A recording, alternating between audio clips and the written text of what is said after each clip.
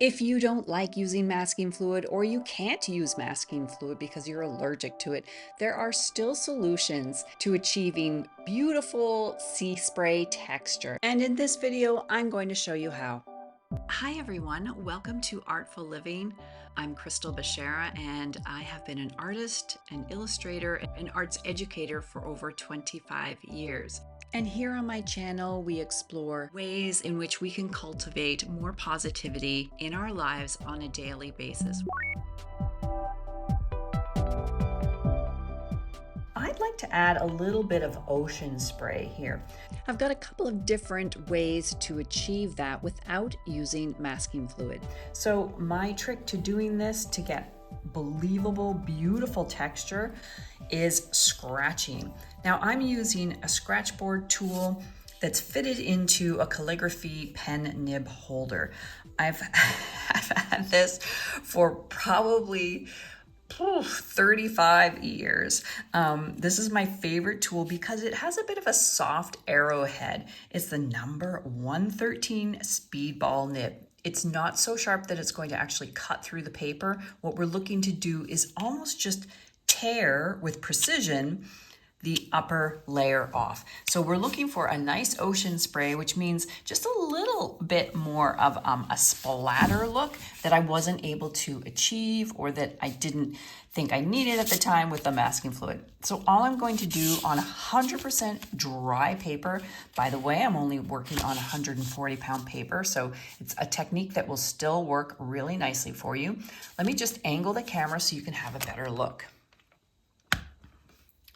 So from this angle, we can see my tool is just kind of placed at a 45-degree angle here. And what I'm going to do is just pluck at the surface. And sometimes you need a little bit of a decent pressure here. And I might even need to go over the same spot a few times. So I have to do this in a natural way, of course. So if there's going to be a bit of ocean spray, that means there's probably going to be a little bit of a peak that's formed. So at first this looks like a little bit of a mess.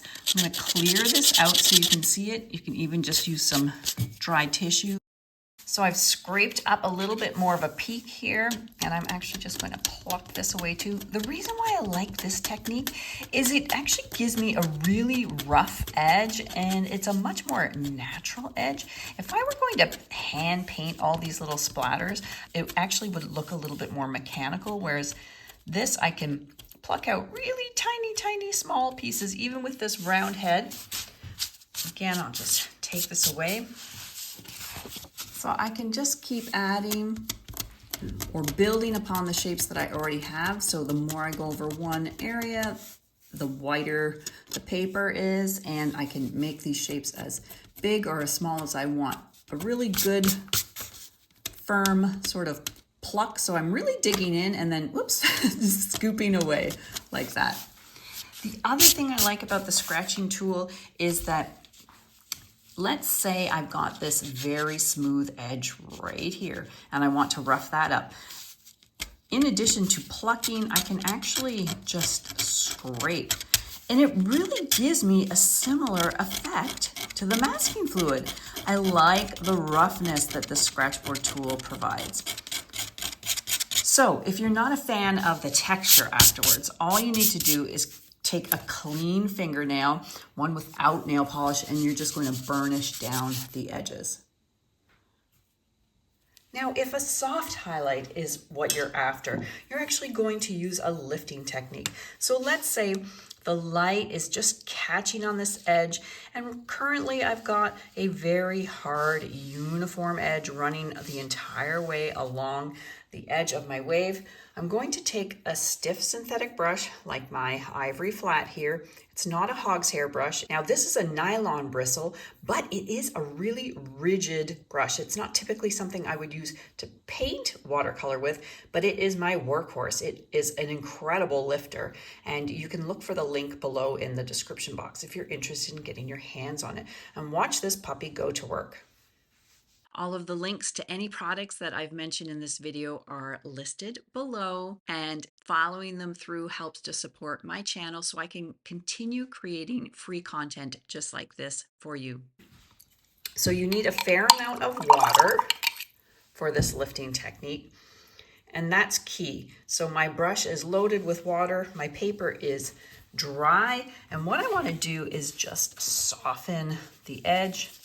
This painting is a couple years old. It's an old demonstration, and even after all this time, with a circular movement, a stiff brush, and a good amount of water, I can lift that edge up so that we get a nice bright highlight. And I can keep adding water or keep lifting light out of this wave.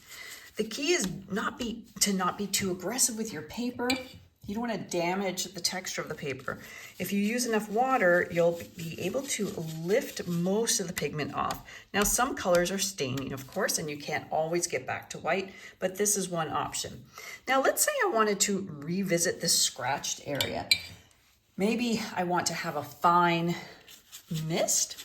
I can use that lifting over this section and then blot away to just kind of soften that as well.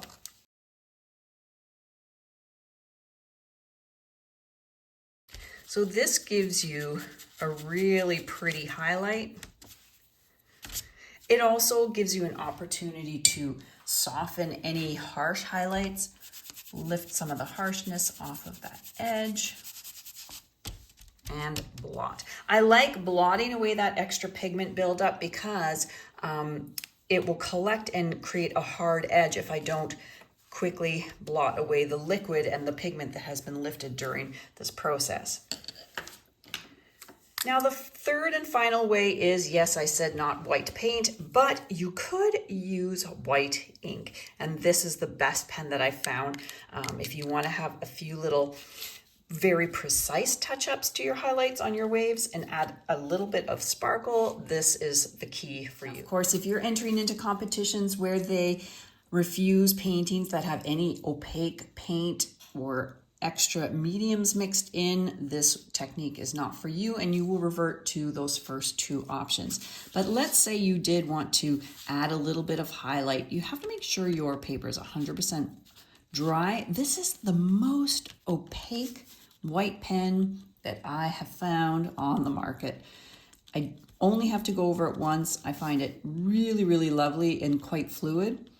So I'm just using kind of a coiled stroke, and then I can do a few little splashes. Now, of course, this is only going to show up on the areas that have more contrast. So you do need a fairly dark background in order for this to have any impact. I'll show you over here.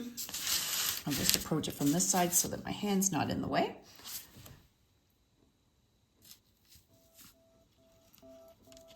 So this is a way for you to kind of reshape and reconstruct any waves with a little bit more precision and accuracy versus the scratching technique that I showed you before.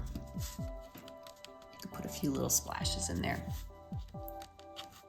Maybe some extra kind of webbing as well,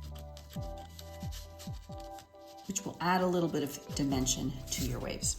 If this video resonated with you, I would love for you to hit that subscribe button, share it with a friend, or comment below. So if you're new to my channel, you'll see that it has been organized into several playlists, including art, wellness, and travel. Thank you so much for being here. Until the next time.